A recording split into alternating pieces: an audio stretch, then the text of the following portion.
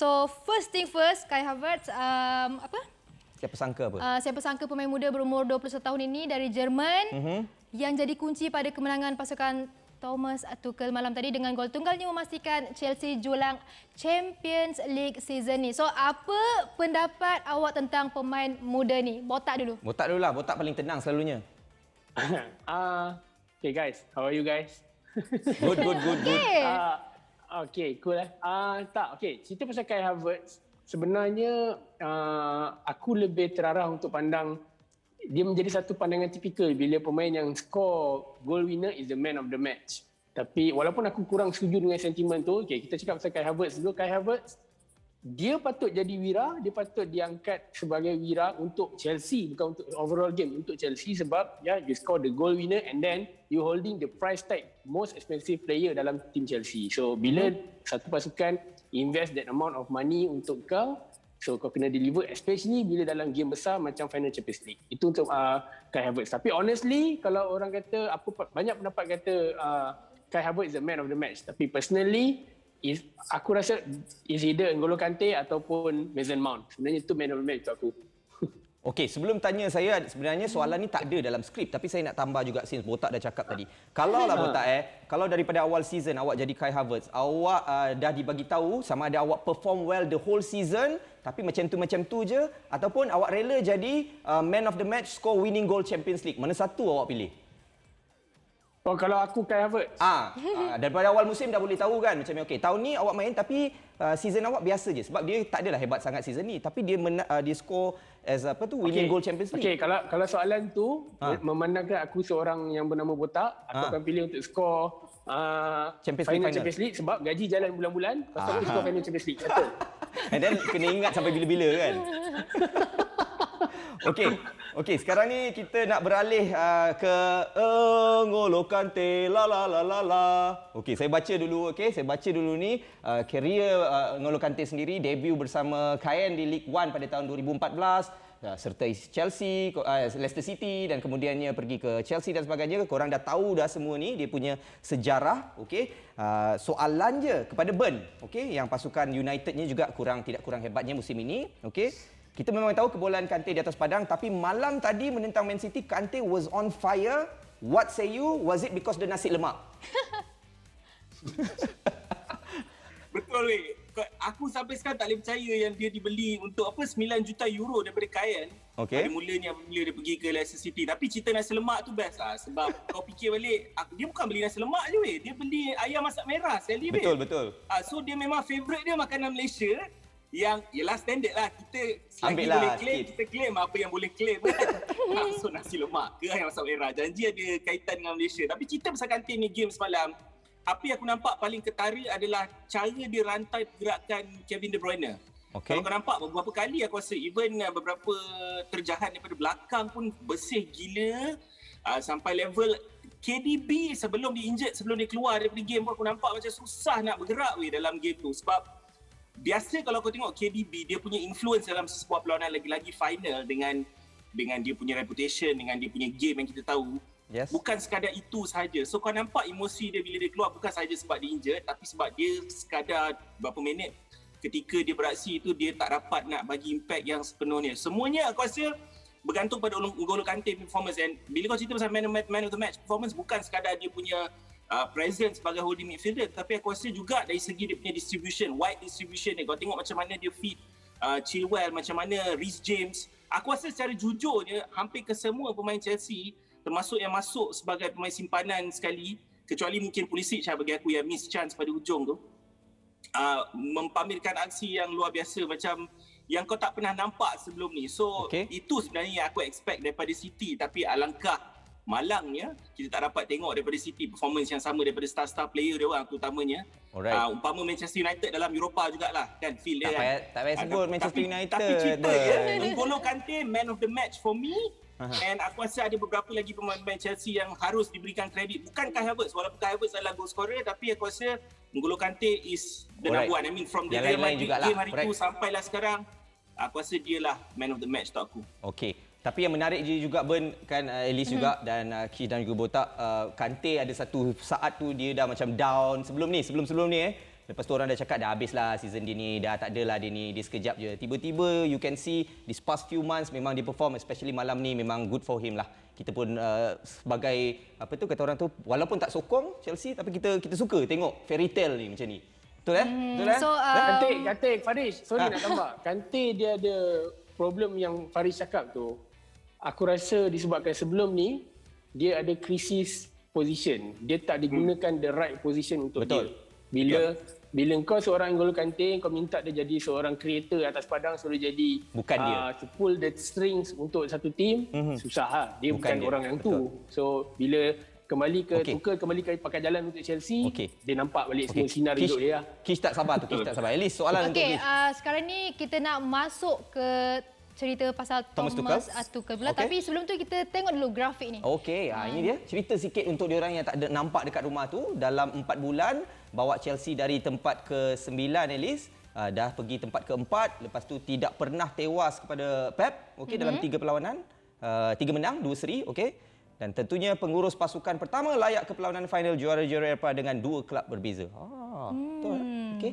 So Thomas Tuchel perlawanan pertama selaku pengurus baru Chelsea adalah pada 28 Januari lalu. Tak sampai 6 bulan. Dalam perlawanan draw 0-0 menentang Wolves. Selepas itu Chelsea bangkit dari tangga ke-9 dan akhiri liga musim ini di tangga ke-3 dan hari itu final FA Cup, sekarang pula Champions League. So what season for Tuchel? Kish, lama tunggu kan? Bagaimana Kish lihat strategi Tuchel dan Pep malam tadi? Senyum. I mean, Thomas Tuchel memanglah perform. Thomas Tuchel punya strategi, kita cukup mengenali, memang akan suffocate pasukan lawan, terutamanya Man City. Kita dah tengok in previous game pun lawan Man City dia buat benda yang sama. So, benda yang sama dia buat dalam final. Tapi aku just tak setuju dengan Burn, which is the part yang dia kata Man City tak perform langsung ibarat Man United. Aku rasa performance Man United di Europa League final memang teruk. Tapi Man City malam-malam, aku tak rasa performance dia orang teruk. Dia tak ada point nak bahan. Tim dia tak ada langsung. Man City completely dominant in terms of ball possession. Diorang banyak cipta peluang.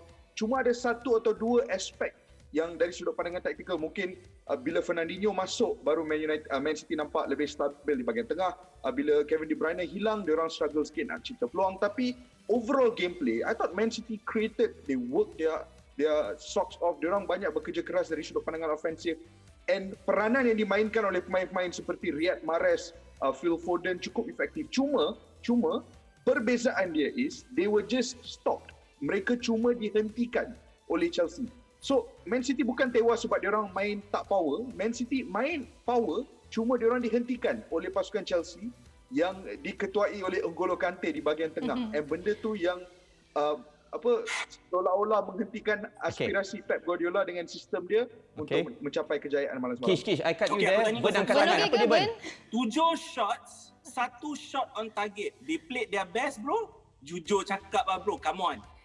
Their best 11 was the 11 ketika diorang lawan PSG, ketika diorang lawan Dortmund. Kenapa aku rasa macam dekat berbulu dengan Burn dekat borak-borak? Kita semua tahu Pep sentiasa overthinking, babe. Itu adalah suatu yang sangat ketara and nampak dalam final.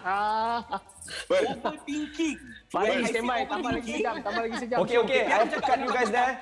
Burn dan juga Kish. Saya cut sekejap. Saya nak tanya botak. Midfielder langsung. Kau langsung tidak menurunkan diri. Okey, Burn. Dan Burn dan Kish. Tuchel mengejutkan Pep dengan highline dan pada waktu yang sama kau nampak Sterling main sebelah kiri tak function. Okey, Burn, sebelum aku mute kau, sebelum kita orang mute you sekejap. Tunggu. Okey, saya nak tanya botak. Saya nak tanya botak juga sebab botak tadi ada sebut, dia kata Kante bukan sebab dia tak perform, sebab bila dekat Frank Lampard dia gunakan berbeza yang bukan strength dia kan. Okey botak macam tu kan. Yes. Tapi soalan saya botak. Kita tahu Tuchel ambil Chelsea bulan Januari.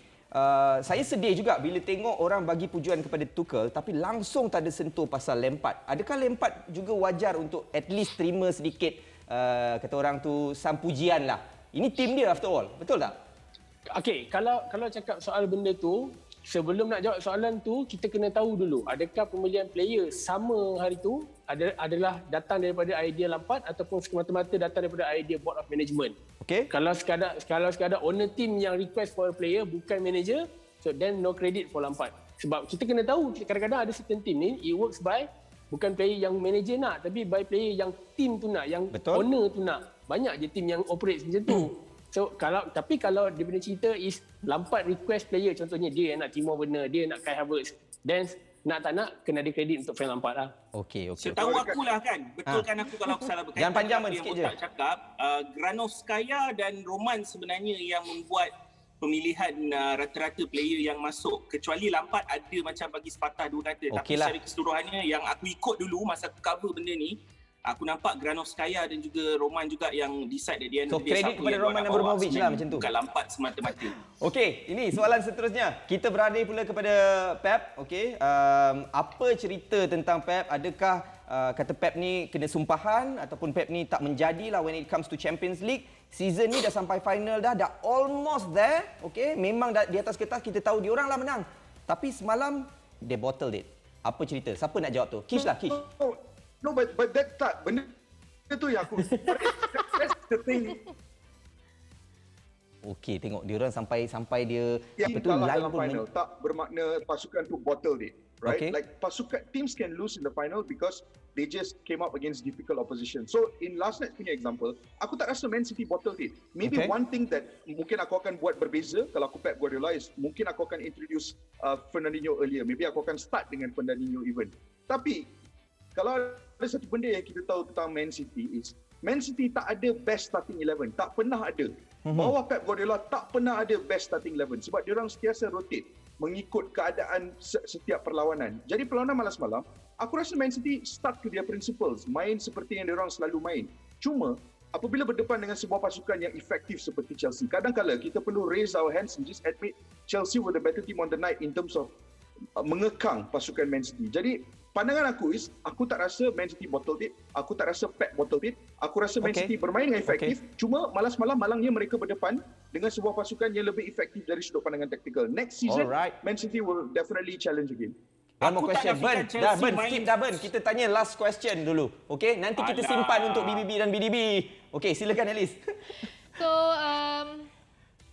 tadi Soalan dia adalah season ni Man City double-double. Okey. Okey, yang pasti Man City double-double walaupun Mickey Mouse double lah Chelsea Champions League final menang. How would you guys sum up season untuk kedua-dua tim ini? Which team yang finish better season kata orang?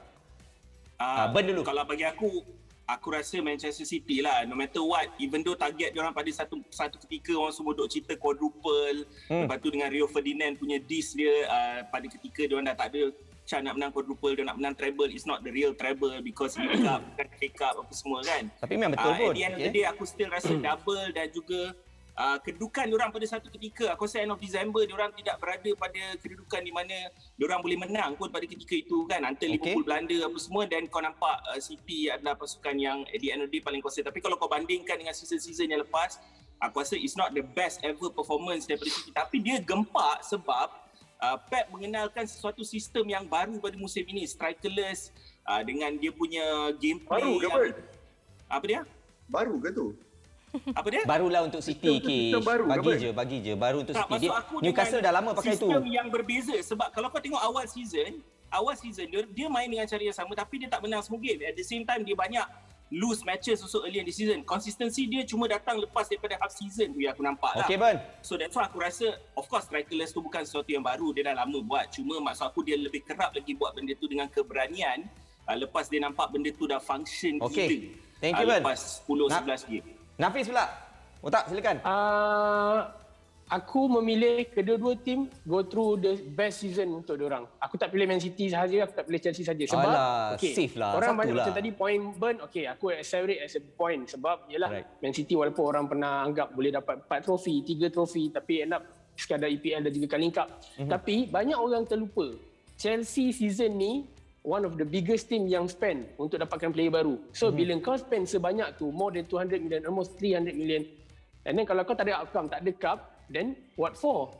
Kenapa Man United kalau spend every single season 100 lebih, 200 lebih orang akan persoalkan. Kenapa Betul. Liverpool spend 100 lebih dulu orang persoalkan. Tapi kenapa bila Chelsea 200 lebih, 300 lebih, dan kalau tak menang contohnya, tak ada orang persoalkan. And now they are winning the cup, at least one cup, Champions League trophy. So itu yang diorang patut dapat sebab kau spend big. Itu yang Real Madrid go through sebelum ni, itu yang Barcelona go through sebelum ni. So same thing dekat Chelsea. So bagi aku kedua-dua tim going for best, dia dapat season yang terbaik untuk diorang sebenarnya. Jap, aku nak tambah sikit. Sikit je. Part yang Kish cakap tadi pasal Fernandinho, semua orang bercakap pasal game changer adalah Fernandinho. Maksudnya sekurang-kurangnya City nampak lebih tersusun bila Fernandinho. Kita kena check balik. This season, Man City punya tengah tu lebih ampuh, lebih tersusun, lebih kemas disebabkan ada player nama Rodri instead of nama Fernandinho. Yes. So that's why aku cakap bukan sekadar Fernandinho. Fernandinho di season banyak digunakan sebagai centre back, bukannya defensive midfielder. So that's why aku macam pelik. Instead of Fernandinho, kenapa tak letak Rodri main? Yes. Alright. Okey, itu korang sambung nanti. Okey, Kish, last but not least, Kish. Dah burn, Kish. Silakan. Okey, Kish. Apa kesebelasan terbaik Pep? Burn. Pep Tak masuk aku. kesebelasan terbaik. Masuk aku. Kish, back to the question, Kish. Mana satu, Man City or Chelsea yang better season? Setahu aku, Rodri That banyak were different opposition. Adalah. dalam Champions League. Dah, tapi dalam aku Liga hang up macam ni. Kita hang up macam ni. So kenapa kau tak gunakan dia langsung and kau letak Sterling on the left? Even in the games before, dia tak ada, babe. So maksud aku, dia sendiri kata benda tu macam gamble. And then bila kau tengok Sterling punya form, kau tengok Zinchenko umpama pass balik. Diorang macam tak ada idea macam mana nak lepas dinding Chelsea tu. I agree, given Chelsea played damn well. But I Sabar believe dah. City didn't play Dia, to their level. Okey, dah. Kish. Nanti kita minum teh tarik sembang dulu. Kish, back to the question, Kish. Chelsea or Man City better season? Last question. Pendek. For me, Chelsea had a better season. Hanya sebab bila Thomas Tuchel ambil alih, kita kena lihat reality Chelsea apabila Thomas Tuchel ambil alih itu, Chelsea berada dalam situasi yang sukar. Tak ada siapa yang jangkakan Chelsea akan qualify for Champions League. Tak ada siapa jangka Chelsea akan go all the way in Champions League. So perubahan berskala besar dalam jangka masa pendek yang dilakukan oleh Thomas Tuchel tu benda yang luar biasa. So for that reason alone, aku rasa Chelsea had a better season. Thank you guys. Thank you, Terima kasih guys. banyak. Producer kata diorang dah setuju lepas ni BDB dan BBB buat dekat Zoom je. Tak payah nak datang studio set dah. Okey? Okey.